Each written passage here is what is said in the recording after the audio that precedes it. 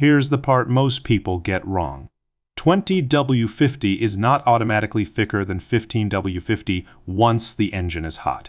Both must meet the same SAE 50 viscosity range at 100 degrees Celsius.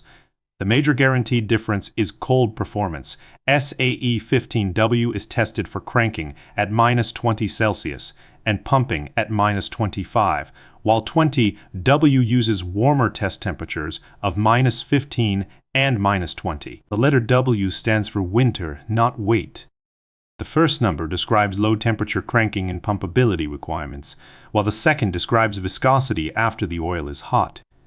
For SAE 50, the kinematic viscosity at 100 degrees Celsius must fall between 16.3 and 21.9 square millimeters per second, so two different 50-grade oils can still have somewhat different actual viscosities inside that range. As oil gets colder, it becomes much more resistant to flow, and that resistance makes the starter work harder while the pump tries to move oil through the engine.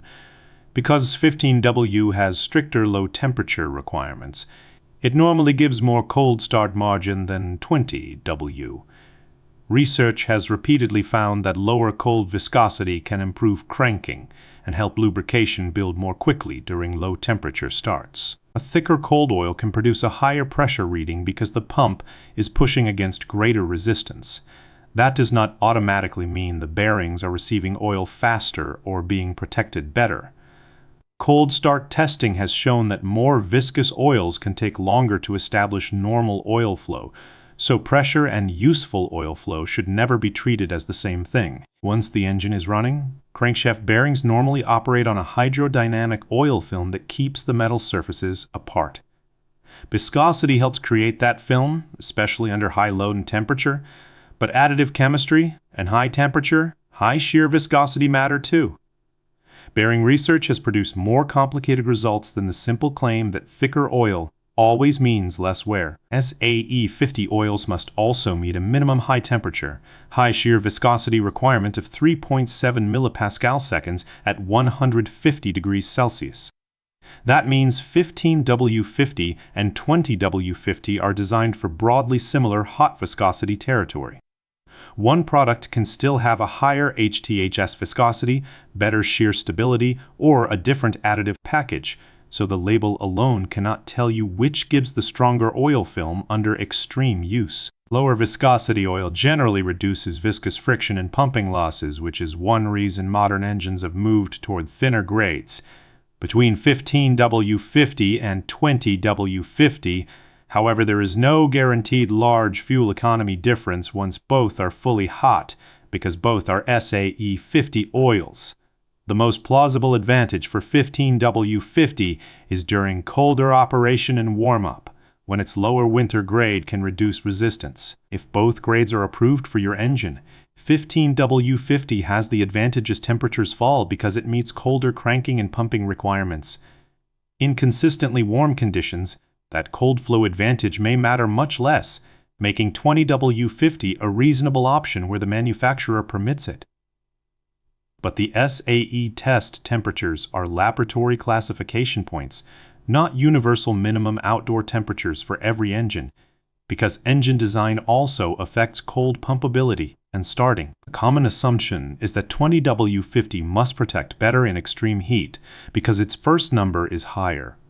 That first number describes winter behavior, so once the engine is hot, both oils are still SAE 50.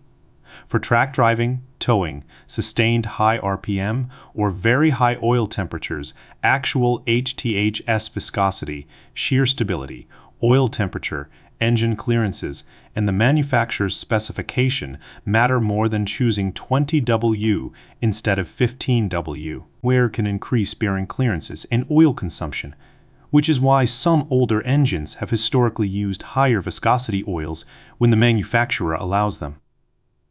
But switching from 15W50 to 20W50 does not give you a higher SAE hot grade, so it is not a guaranteed cure for low hot oil pressure or oil burning. Mechanical problems such as worn bearings, piston rings, valve guides, or a failing oil pump should be diagnosed rather than hidden with viscosity alone. Neither 15W50 nor 20W50 is inherently safer for engine seals simply because of its viscosity grade. Oil specifications can include dedicated elastomer compatibility requirements, and individual formulations may also contain different seal conditioners and additive chemistry. A high-mileage oil may reduce some leakage through its formulation, but choosing 20W50 instead of 15W50 should not be treated as a repair for a damaged seal. You may hear that 15W50 must contain more viscosity index improver than 20W50 and therefore must shear down faster. That cannot be determined from the SAE label alone because modern oils can use different base oils, polymers, and additive systems.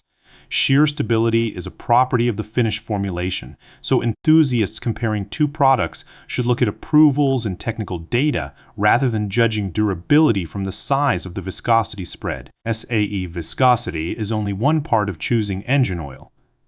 The oil must also meet the API, ACEA, or manufacturer-specific performance specification required by the engine, because those specifications cover properties that the viscosity number does not. Vehicle owners should follow the owner's manual, and manufacturers commonly specify both the viscosity and the required oil quality standard. Putting an unapproved viscosity into an engine does not mean every warranty automatically disappears, but it can become important if a lubrication-related failure occurs and the oil did not meet the manufacturer's requirements. This is especially relevant on modern engines, with tightly controlled bearing clearances, variable valve timing, turbochargers, and oil pressure-controlled systems. If the manual does not permit a 50-grade oil, neither 15W50 nor 20W50 should be chosen simply because thicker sounds safer. If your manufacturer approves both, 15W50 is normally the better choice when you want stronger cold start performance or drive through colder seasons, while 20W50 can make sense in consistently warm conditions where it is specifically permitted. Once hot, remember that both are SAE 50 oils, so do not choose 20W50 expecting automatically higher hot viscosity or better wear protection.